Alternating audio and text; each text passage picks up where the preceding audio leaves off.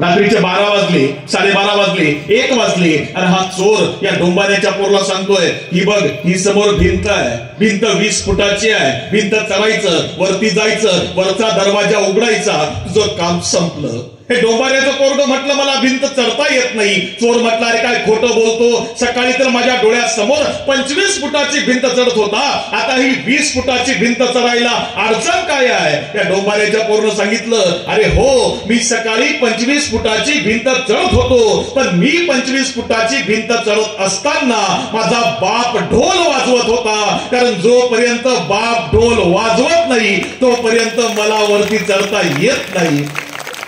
आमच्या लोकांचंही तसं झालंय. बऱ्याचदा इथं जोपर्यंत काही वाजत नाही तोपर्यंत माणसं समोर येऊन बसत नाही. आता वाजायला लागलंय, त्यामुळे आजूबाजूला बसण्यापेक्षा आपण माणसांमध्ये येऊन बसू, कारण जग बदललंय, समाज बदलला, जुनी माणसं अनेक समोर दिसत आहेत. समाज आणि तरुण मुलं किंवा पिढी किती बदलली याचा विचार सुद्धा आपण करू शकत नाही. पूर्वी माणूस माणसाला भेटला कसं रामराम म्हणायचा. आजही तुमच्या गावात आल्या आल्या गाडीमधून खाली उतरलो, कोण बाबा होते माहित नाही, बाबा म्हटले राम राम. राम आम्ही जिवंत ठेवलाय. राम शेतकऱ्याचा आहे, राम कष्टकऱ्याचा आहे. राम हा काही कोणाच्या जाहीरनाम्यामधला विषय नाही, तो राम आमच्या शेतकरी कष्टकऱ्याला जिवंत ठेवलाय. हिंदू असू द्या, मुसलमान असू द्या, बौद्ध असू द्या, माणूस माणसाला भेटला का साहेब राम राम म्हणायचा. जग बदललं, काळ बदलला. आमची पोरं आमची माणसं एकमेकाला नमस्कार घालायला लागली. नमस्कार करता करता आता इंग्लिश मीडियम चालू झाल्या म्हटल्यावर आमची पोरं एकमेकाला गुड मॉर्निंग म्हणायला लागली, गुड आफ्टरनून म्हणायला लागली, आई बापाला गुड नाईट करायला लागली. ते करता करता काही लोक राजकारणात गेली. मग राजकारणातली कोणी एकमेकाला जय महाराष्ट्र म्हणायला लागलं, कोणी एकमेकाला जय श्रीराम म्हणायला लागलं. आम्ही सामाजिक चळवळीत आलो, आम्ही एकमेकाला जय जिजाऊ म्हणायला लागलो, जय शिवराय म्हणायला लागलो, जय ज्योती म्हणायला लागलो, जय भीम म्हणायला लागलो. आता परिस्थिती अशी आहे, मागच्या महिन्यामध्ये एका कॉलेजला व्याख्यानाला गेलो होतो. एक कॉलेजचं पोरगं माझ्या समोर आलं आणि ते पोरगं मला म्हटलं, सर जय पबजी.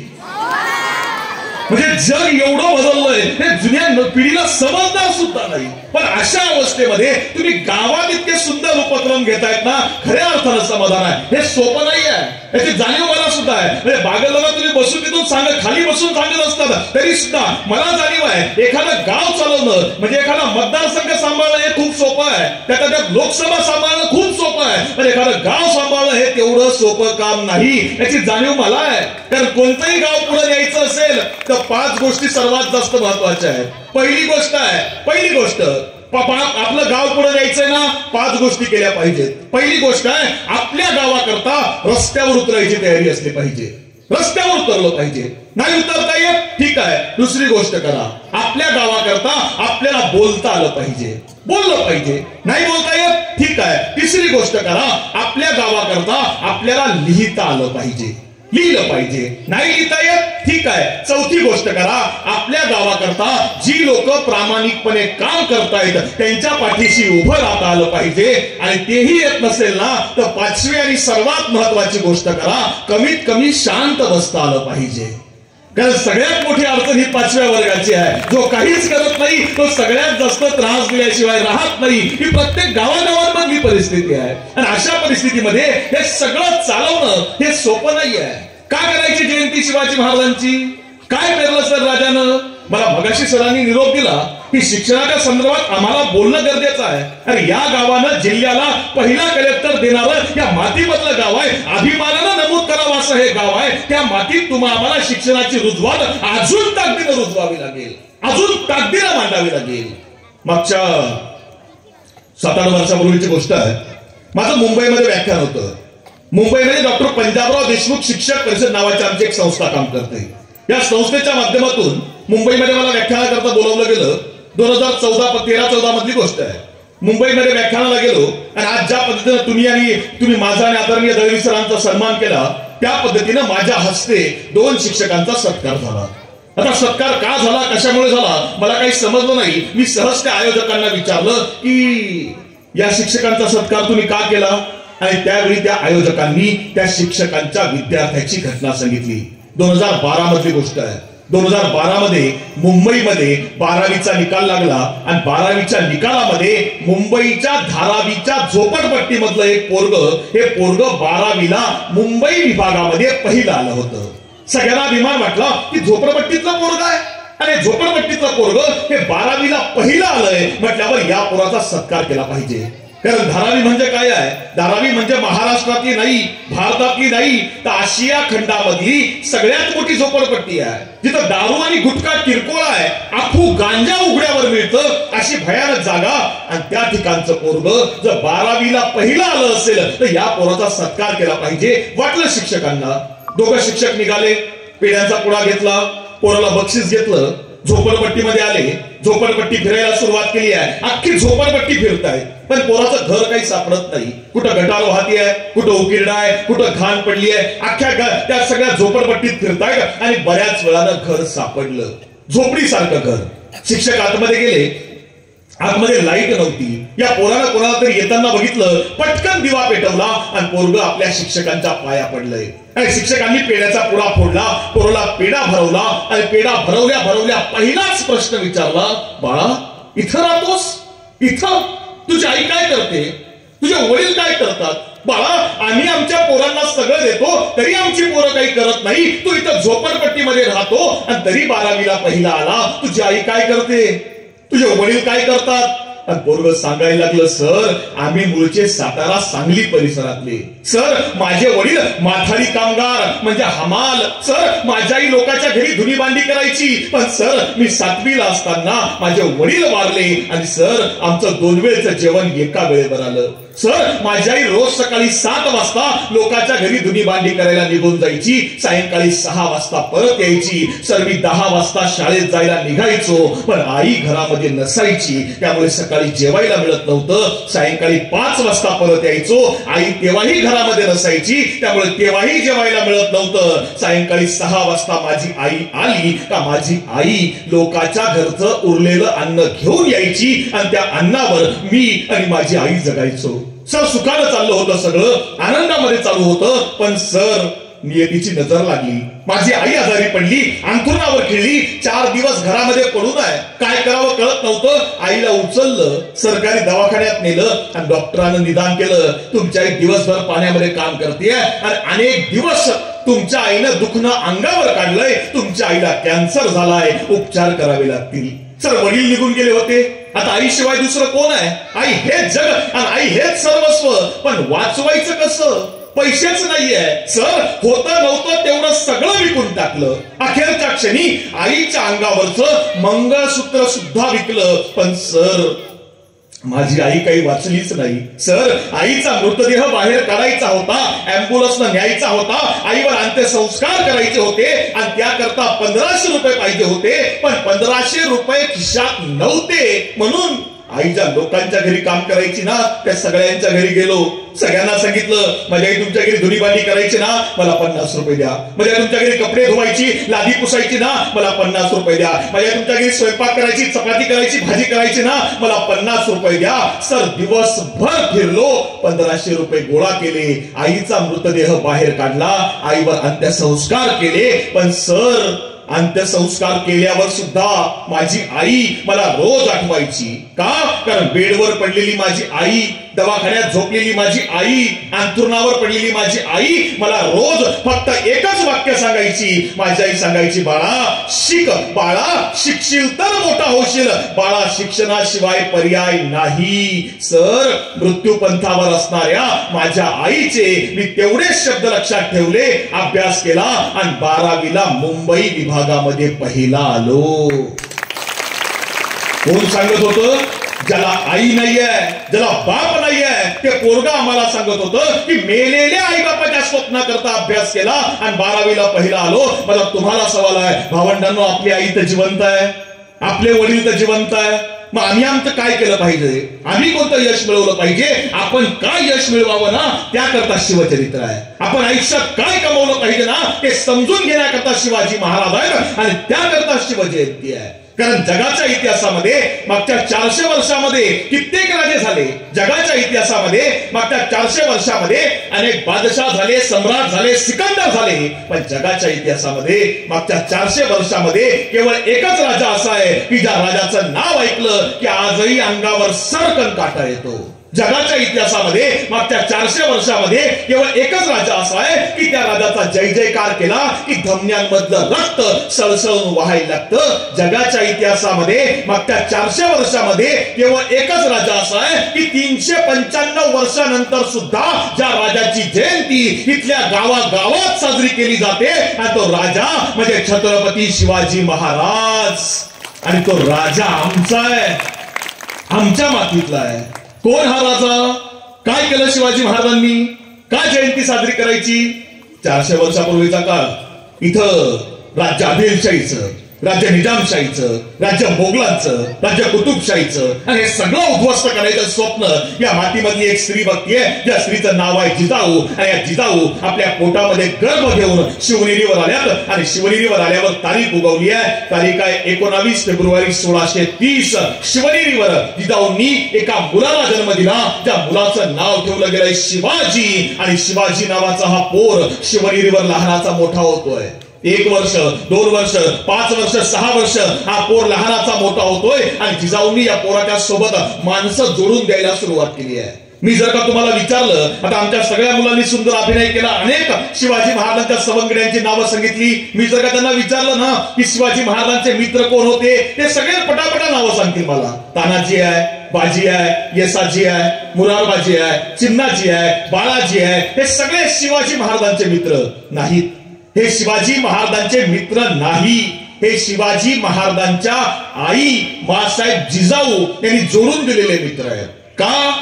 कारण जगातलं सगळ्यात मोठं तत्वज्ञान असं आहे जे जिजाऊंना माहिती आहे की आपल्या मुलाचे मित्र कोण आहेत यावर आपल्या मुलाचं भविष्य अवलंबून असतं. आपल्या मुलाचे मित्र चांगले असतील तर आपला मुलगा चांगल्या वळणावर चालणार. आपल्या मुलाचे मित्र जर वाईट आणि व्यसनी असतील तर आपला मुलगा त्याच वळणावर चालणार. हे साधं सोपं तत्वज्ञान आहे आणि हे जिजाऊंना माहिती आहे. आणि म्हणून शिवाजी महाराजांच्या सोबत जी माणसं आहेत ना ही जिजाऊंनी जोडून दिली. ही माणसं निष्ठावान आहेत, चरित्रवान आहेत, बुद्धिमान आहेत, हुशार आहेत, प्रामाणिक आहेत, चतुर आहेत, अशी लोक जोडून दिली. कशी जोडली असतील? साधी गोष्ट आहे. जावळीच्या खोऱ्यामध्ये उमरठे नावाचं गाव आहे आणि गावामध्ये दवंडी देणारा आलाय आणि दवंडी देणारा आवाज देतोय, ऐका हो ऐका, पुण्यामधून लाल महारामधून मासाहेब जिजाऊ आणि बाल शिवबाराजे यांनी दवंडी पाठवली आहे की जो कोणी शेतकऱ्याच्या पिकाचं नुकसान करणाऱ्या रानडुकराला मारून आणील त्याला 1 रानडुक्कर मारल्यावर सोन्याचा 1 होन बक्षीस दिला जाईल. ऐका हो ऐका. दवंडी देणारा निघून गेला आणि एक छोटस पोरग आपल्या भावाला विचारतंय, अरे दादा चालतोस का पुण्याला? मारूया रानडुक्कर, घेऊन जाऊया पुण्यामध्ये. भाऊ म्हणतोय काय करायचंय रानडुक्कर? अरे कशाला पाहिजे रे आपल्याला सोनं? सोनं नको रे दादा, शिवबा राजा भेटल की, मासाहेब भेटल की, चल की रे दादा.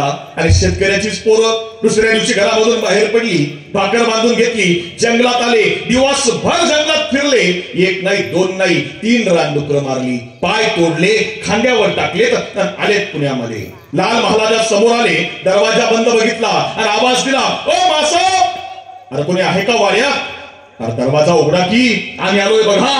मासाहेबांनी दरवाजा उघडला आणि बाहेर बघितलं की 2 पोरं उभी आहेत. कोण रे तुम्ही?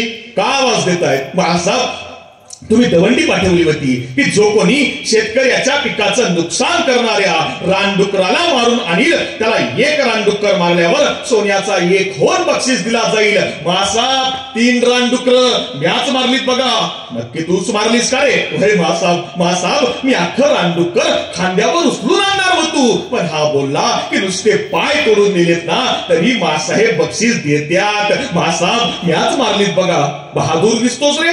नाव काय तुझं? मासाहेब मी तानाजी, माझा भाऊ सूर्याजी. तानाजी अरे येतोस का स्वराज्यात? येतो ना मासाहेब. पण मासाहेब एक सांगू का? काय? म्हणजे मासाहेब मला दुसरं काहीच येत नाही बघा, मला फक्त तलवार चालवता येते. आणि कडाडल्या मासाहेब तान्हा अरे माणसाला थोडंच यावं पण असं यावं की त्याला जगाच्या पाठीवर तोड नसावी. तुला येतं ये स्वराज्यात, ये स्वराज्यात.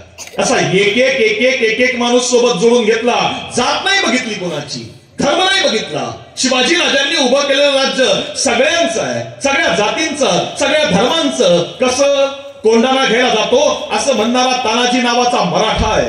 वाईजवळच्या नागेवाडीचा पाटील नागनाथ महार आहे, पेडगावचा पाटील तुकोजी धनगर आहे, कात्रजचा पाटील मियाजी मुसलमान आहे, आग्र्यामध्ये मदत करणारा कुंभार आहे, शाहिस्ते खानाच्या हमल्याच्या वेळी मदत करणारा ज्ञानू नावाचा माळी आहे, जीवा नावाचा न्हावी आहे. सगळ्या जातींचं राज्य आहे, सगळ्या धर्मांचं राज्य आहे. आज तुम्ही आम्ही म्हणतो हा राजा शेतकऱ्यांचा आहे, आपण शेतकऱ्याची लेकरं आहेत. माझा बाप शेतीमध्ये राबतोय. म्हणजे मी ज्यावेळी शेतीबद्दल बोलतो ना तेव्हा मनापासून बोलतो, कारण मी शेतकऱ्याचा पोरगा आहे. दाटून येतं आम्हाला की 400 वर्षामध्ये शिवाजी महाराजांनंतर, त्याच्या आधी सुद्धा बळीराजानंतर शिवाजी राजा आणि शिवाजी राजानंतर 400 वर्षामध्ये आमच्या बापाच्या वाट्याला दुसरा कुठला राजा आलाच नाही. कारण माझी आई शेतामध्ये राबते, आमचा बाप शेतामध्ये राबतो. आमच्या वाट्याला आजतागायत असं काही मिळालंच नाही. कारण जगातला सगळ्यात मोठा व्यवसाय आम्ही करतोय, जगातला सगळ्यात मोठा. मला एक सांगा, आपण सगळे शेतकरी आहोत. 1 किलो लोखंड जर फॅक्टरीमध्ये टाकलं तर बाहेर पडताना किती पडणार आहे? 1च किलो पडणार आहे. 1 किलो प्लास्टिक जर फॅक्टरीमध्ये टाकलं बाहेर पडताना किती पडणार आहे? 1च किलो पडणार आहे. पण आमचा बाप मुठभर पेरतोय ना, पोतभर उगवून येतोय, आणि पोतभर आलं तरी सुद्धा आमच्या वाट्याला आमचा बाप तरी सुद्धा गरीबच आहे. अशी कोणती यंत्रणा आहे? असं का होतं? आम्हाला चिंतन करावं लागेल. कारण आम्ही म्हणतोय हा राजा शेतकऱ्यांचा आहे, हा राजा कष्टकऱ्यांचा आहे. या राजानं काय केलं होतं शेतकऱ्यांकरता? मी उलटा सांगतो, शेतकऱ्यांनी काय केलं होतं या राजाकरता? आमच्या बापूजांनी शिवाजी महाराजांकरता काय केलं होतं? छत्रपती शिवाजी पलीकडे आमचा नाशिक जिल्हा आहे. नाशिक जिल्ह्यामध्ये एक किल्ला आहे. या किल्ल्याचं नाव आहे कन्हेरगड, साल्हेरच्या बाजूचा किल्ला. या कन्हेरगडावर एक किल्लेदार आहे, त्या पोराचं नाव आहे रामजी पांगेरा. शेतकऱ्याचं पोरग आहे, वय वर्ष 28 वर्ष वयाचं शेतकऱ्याचं पोरग त्या कन्हेरगडावर किल्लेदार आहे. आणि या किल्ल्यावर नजर फिरली आहे ती दिलेर खान पठाणाची. आणि दिलेर खानानं आपल्या 5000 मोगलांना आदेश दिले तर जाओ कन्हेरगड काबीज करो. आणि 5000 मोगल त्या कन्हेरगडावर चाल करून गेलाय. तलवारीवर तलवार पडतीये, ढालीवर ढाल कोसळतीये, पराक्रमाची शर्थ चालू आहे. आमच्या रामजीकडे फक्त 500 मावळे आहेत आणि 500 मावळ्यांनी मरण कपाळाला बांधलंय. आणि हा 500 मावळा दिलेर खानाच्या 5000 मोगलांवर चाल करून गेलाय. आता 500 कुठं आणि 5000 कुठं, तरी तुंबळ लढाई चालू आहे. 3 प्रहार झुंज चालू आहे. आमच्या रामजीच्या 500 मावळ्यांनी एवढा पराक्रम गाजवला की दिलेर खानाचा तब्बल 1500 पठाण कापून काढलाय. आणि दिलेर खान बघतोय या मावळ्यांकडे, रामजीच्या शौर्याकडे. पण बघता बघता बळ कमी पडलं. 500 मावळ्यांच्या रक्तानं तो कन्हेरगड धुतला गेला. दिलेर खानानं किल्ला जिंकला, पण जिंकलेला किल्ला चढून जात असताना दिलेर खान एक वाक्य बोलून गेला. दिलेर गडाला या खुदा, या शिवाजी राजाची जर मानसं अशी आहेत तर तो शिवाजी राजा कसा असेल? विचार करतोय दिलेर खान, या शिवाजी राजाची जर मानसं अशी आहेत तर तो शिवाजी राजा कसा असेल? आणि बातमी पोहोचली आहे शिवाजी महाराजांपर्यंत. काय? शेतकऱ्याचं 28 वर्ष वयाचं पोरगं मारलं गेलं. आणि दुसऱ्याच दिवशी शिवाजी महाराजांचा आदेश घुमला, आपण रामजीच्या घरी गेलं पाहिजे, त्याच्या आईला बापाला भेटलं पाहिजे, त्याच्या कुटुंबाचं सांत्वन केलं पाहिजे. आणि दुसऱ्याच दिवशी त्या रामजीच्या गावात वर्दी गेली आहे की शिवाजी महाराज आपल्या गावात येत आहेत. आणि शिवाजी महाराज गावात येणार म्हटल्यावर अख्खं गाव शिवाजी महाराजांना घ्यायला गावच्या वेशीवर आलंय. गावचा पाटील आलाय, त्या रामजीचा म्हातारा बाप काठी टेकत आलाय, त्याचा भाऊ विठोजी आलाय. ही सगळी लोक वेशीवर आलीत. आणि पांढऱ्या शुभ्र घोड्यावर बसून छत्रपती शिवाजी महाराज गावाच्या वेशीवर आलेत. घोड्यावरून खाली उतरले. त्या रामजीच्या म्हाताऱ्या शेतकरी बापाचा हात पकडला आणि त्याचा हात पकडून महाराज गावाच्या वेशीमधून गावात यायला निघाले. आणि बाबा विचारतायत, त्या रामजीच्या बापाला शिवाजी महाराज विचारतात, बाबा घर कुठे आहे आपलं? आणि रामजीचा बाप म्हणतोय, राजन ती बघा समोर झोपडी आहे. आणि त्या बापाने समोर बोट दाखवला. शिवाजी महाराज झोपडीच्या समोर आले आणि झोपडीच्या बाहेर बघितलं, त्या रामजी पांगेराची म्हातारी आई हातामध्ये आरतीचं ताट घेऊन उभी आहे. आरती बघितली आणि शिवाजी महाराज सांगतायत, आई अगं माझी आरती कुठं करतेय? अगं 8 दिवस झाले तुझं पोर मारलं गेलं, तुझं सांत्वन करायला मी आलोय, तुला मदत करायला मी आलोय, माझी आरती करू नको. आणि शिवाजी महाराजांना ती रामजीची आई सांगतेय, अहो पोर मारलं गेलं म्हणून तुमचे पाय आमच्या घराला लागले, आमच्या 10 पिढ्यांचा उद्धार झाला, राजे आरती करून घ्या. आणि त्या रामजीची म्हातारी आई शिवाजी महाराजांवरून आरती ओवाळतीये. आरती ओवाळली गेली. शिवाजी महाराज आतमध्ये आले. झोपडीमध्ये खाली घोंगडी अंतरलेली होती. औरंगजेबाचा दरबार उभं राहायला योग्य जागा मिळाली नाही म्हणून औरंगजेबा समोर लाथाडणारे शिवाजी महाराज शेतकऱ्याच्या घरामध्ये जमिनीवर बसलेत घोंगडीवर. आणि शिवाजी महाराज त्या रामजीच्या बापाला सांगतायत, बाबा तुमचं 28 वर्ष वयाचं पोरग मारलं गेलं. बाबा तुमचं पोर पुन्हा परत येऊ शकत नाही. ती उणीव पुन्हा भरून निघू शकत नाही. पण बाबा तुम्हाला काहीतरी मदत केली पाहिजे म्हणून मी इथपर्यंत आलोय. आणि शिवाजी महाराजांनी इशारा केला आणि सेनापती प्रतापराव गुजर पैशांचं ताट घेऊन समोर आले.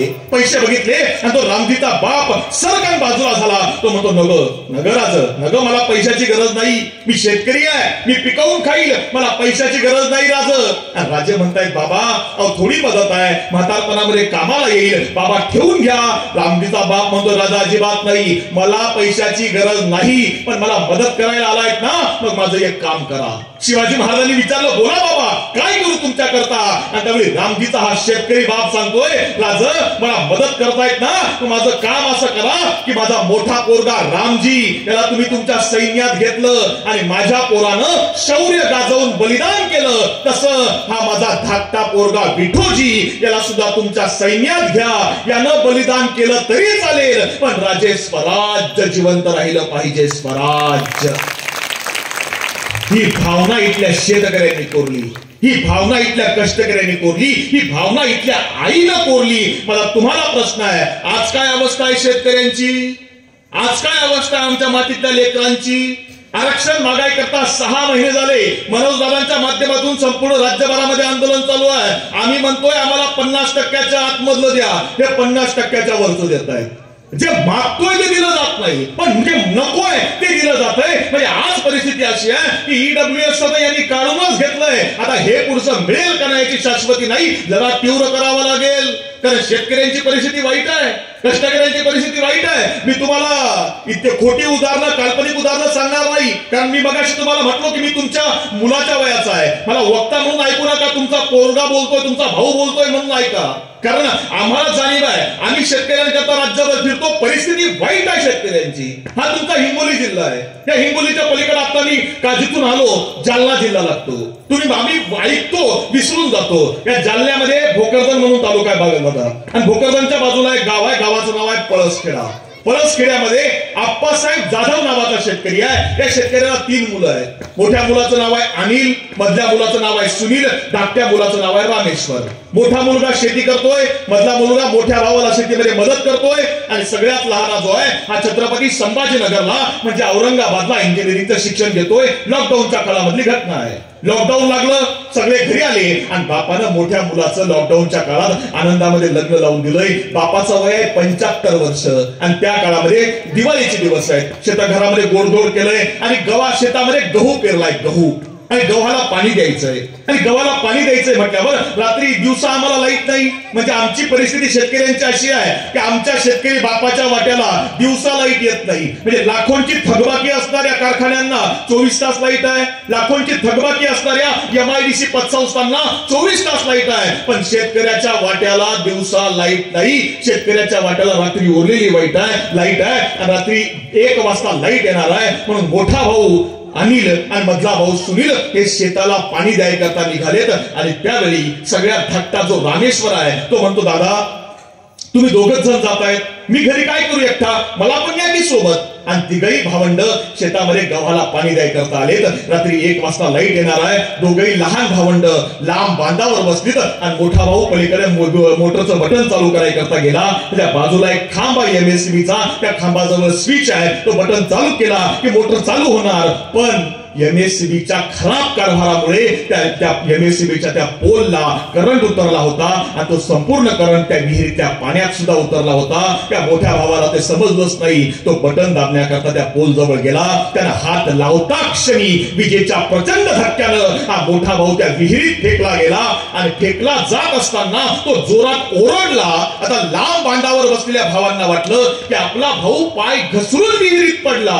दोघेही धावत आले. भावाला वाचवण्यासाठी वाचवण्याकरता आणि दोघांनी विहिरीमध्ये उड्या मारल्या, पण संपूर्ण विहिरीमध्ये करंट उतरला होता, कोणालाच पोहता आलं नाही. ती गरीब भावंड. लॉकडाऊन पासून पोरांच्या कानामध्ये हेडफोन, समोर मोबाईल, कानात हेडफोन, समोर मोबाईल. आई विचारते बाळा काय चाललंय, पोरग म्हणतं काय नाही, ऑनलाईन लेक्चर चालू आहे. बाप विचारतोय काय चाललंय, पोरग म्हणतं काय नाही, ऑनलाईन क्लास चालू आहे. आईलाही कळत नाही काय चाललंय, बापालाही कळत नाही काय चाललंय, आणि पोराचं चालू आहे सनी लिओनी नूरा फतेह फॅन क्लब, पारा इतना हाय हुआ कि थर्मामीटर टूट गया.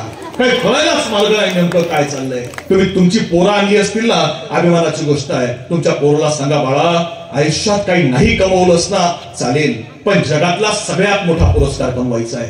जगातला सगळ्यात मोठा पुरस्कार कोणता आहे?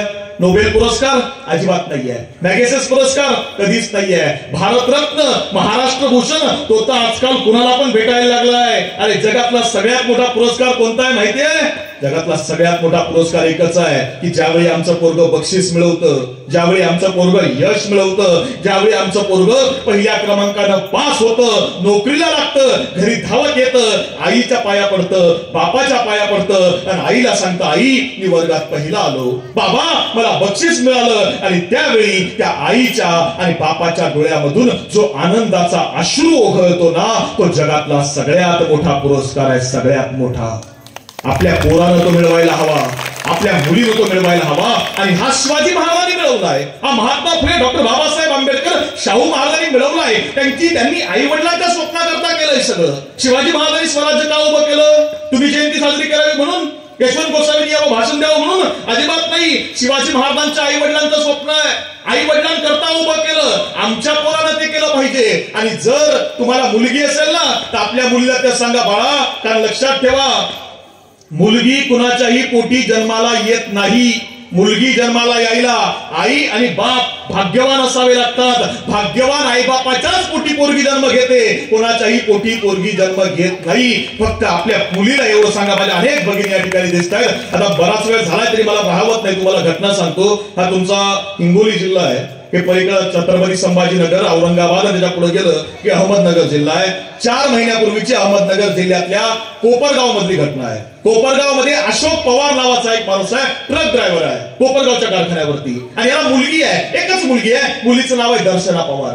दर्शना पवार नावाची मुलगी. बापाला स्वप्न बघितलंय की मला मुलगी आहे ना, माझ्या मुलीला पाहिजे तेवढं शिकवणार, पाहिजे तेवढं मोठं करणार. आणि बापानं पोरीला शिक्षण द्यायला सुरुवात केली आहे. पोरगी सुद्धा इतकी हुशार, बापाची स्वप्न पूर्ण करते. पोरगी ग्रॅज्युएट झाली आहे, आणि ग्रॅज्युएट झाल्यावर पोरीनं ठरवलं आपल्याला एमपीएससी ची परीक्षा द्यायची आहे. साहेब 4 वर्ष त्या पोरीनं स्वतःला घरामध्ये कोंडून घेतलंय. 4 वर्ष घरामध्ये कोंडून एमपीएससी यूपीएससीचा अभ्यास करायला सुरुवात केली आहे. आणि 4 वर्षानंतर या पोरीनं एक पोस्ट काढली आहे एमपीएससी ची. त्या पोस्टचं नाव आहे RFO, range forest officer. Range forest officer म्हणून पोरगी सर सुपर क्लास 1 अधिकारी झाली आहे. आणि सुपर क्लास 1 अधिकारी झाल्यानंतर या पोरीचा अख्ख्या गावात सत्कार. अरे गावातली एखादी पोरगी जर सुपर क्लास 1 अधिकारी झाली आहे म्हटल्यावर अख्ख्या गावात फ्लेक्स लागले. त्या फ्लेक्सवर पोरीचा फोटो आहे, पोरीच्या बाजूला बापाचा फोटो आहे. गावात मिरवणूक निघाली आहे पोरीची. पोरगी गावात आल्यानंतर त्या 2 हार आणले जात आहेत. एक हार पोरीच्या गळ्यात टाकला जातो, एक हार पोरीच्या बापाच्या गळ्यात टाकला जातोय. बापाच्या आयुष्याचं सार्थक झालं. अरे माझ्या पोरीला माझं नाव कमावलं, अरे याच्यापेक्षा काय पाहिजे. आणि दुसऱ्या दिवशी या मुलीचा सत्कार हा पुण्यामध्ये बालगंधर्वला आहे. या पोरीला बालगंधर्वला पुण्यामध्ये आली आहे पोरगी. सकाळी 9 वाजता सत्काराच्या कार्यक्रमाला गेली. 12 पर्यंत सत्काराचा कार्यक्रम आटोपला. आणि 12 वाजेनंतर ही मुलगी तिच्या एका मित्रासोबत फिरायला राजगडावर गेली. राजगडावर फिरायला गेलेली पोरगी पुन्हा घरी परत आलीच नाही. बाप दिवसभर फोन लावतोय, पोरीचा फोन लागत नाहीये. बाप घाबरला. दुसऱ्या दिवशी सकाळी पुण्यामध्ये आलाय. अख्ख्या पुण्यात फिरतोय, मैत्रिणींकडे जाय, नातेवाईकांकडे जाय, पोरीचा फोन लागत नाही, दर्शनाचा फोन लागत नाही. पोरगी कुठं आहे? अख्ख्या पुण्यात शोधलं, पोरगी सापडायला तयार नाही. सायंकाळी पोलीस स्टेशनला गेलाय. पोलीस स्टेशन समोर जाऊन उभा राहिला, रडतोय आणि सांगतोय माझी पोरगी सुपर क्लास 1 ऑफिसर झाली आहे, माझ्या पोरीचा शोध लागत नाही, हा मोबाईल नंबर घ्या.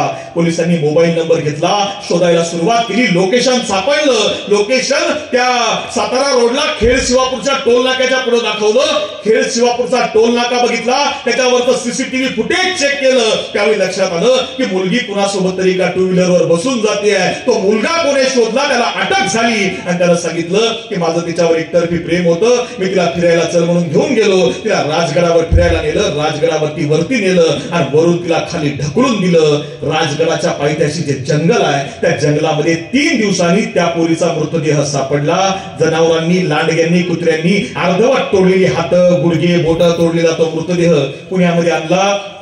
पुण्यामध्ये ससून हॉस्पिटलला त्या मुलीवरती पोस्टमार्टम चालू आहे आणि पोस्टमार्टम चालू असताना तो बाप त्या पोस्टमार्टम डिपार्टमेंटच्या बाहेर जे बाकडं आहे त्या बाकड्यावर बसलाय, ढसा ढसा रडतोय आणि फक्त एवढंच सांगतोय की माझी पोरगी म्हणजे माझ्या आयुष्याचं सार्थक होतं, पोरीशिवाय मी जगू शकत नाही. आता एक काम करा, माझ्या पोरीला जेव्हा जाळाल ना त्यासोबत मला सुद्धा जाळून टाका, कारण माझी जगायची इच्छा नाही. माझा प्रश्न तुम्हाला एवढाच आहे, दोष कोणाचा आहे? दोष कोणाचा? दोष पोरीचा आहे का? नाही. दोष त्या बापाचा आहे का? नाही. दोष कुणाचा आहे? स्त्री म्हणजे वापराय करतात असते. ही जी घाणेरडी मानसिकता समाजामध्ये रुजवली गेली आहे ना, आपल्या मुलींना आम्हाला सांगावी लागेल प्रेम करू नये, प्रेम करावं, करू नये या मताचा मी नाही आहे. प्रेम करावं तर त्याला काहीतरी दर्जा असला पाहिजे. आयएस व्हा, आयएस मुलासोबत प्रेम करा. डॉक्टर व्हा, डॉक्टर मुलासोबत प्रेम करा. मी का सांगतोय? कारण दिवसातून किमान एक तरी फोन असतो, आठवड्यातून तर फोन ठरलेलाच आहे. आम्ही शेतकरी चळवळीला काम करतो. राज्यामध्ये अनेक पोलीस डिपार्टमेंटची लोक ओळखीचे असतात. एखाद्या गावात गेलं की एखाद्याला वाटतं की नाही हा आपल्या करता काम करेल, तो म्हातारा बाप, म्हातारी आईबाप शेतकऱ्यांची कधीतरी पोलीस स्टेशन समोरून जा, विचारणार विसरांना, तेही चळवळीत काम करतात. अहो पोरगी 18 वर्षाची झाली, पळून गेली, घरी नाही आली, पोलीस स्टेशनला आली आणि मग बापाला पोलीस स्टेशन मधून फोन येतो. तो बाप पोलीस स्टेशनला, आई पोलीस स्टेशनला, ती पोरगी त्या सगळ्यांसमोर सांगते की आई बापापासून माझ्या जीवाला धोका आहे. काय वाटत असेल त्या बापाच्या अंतःकरणाला?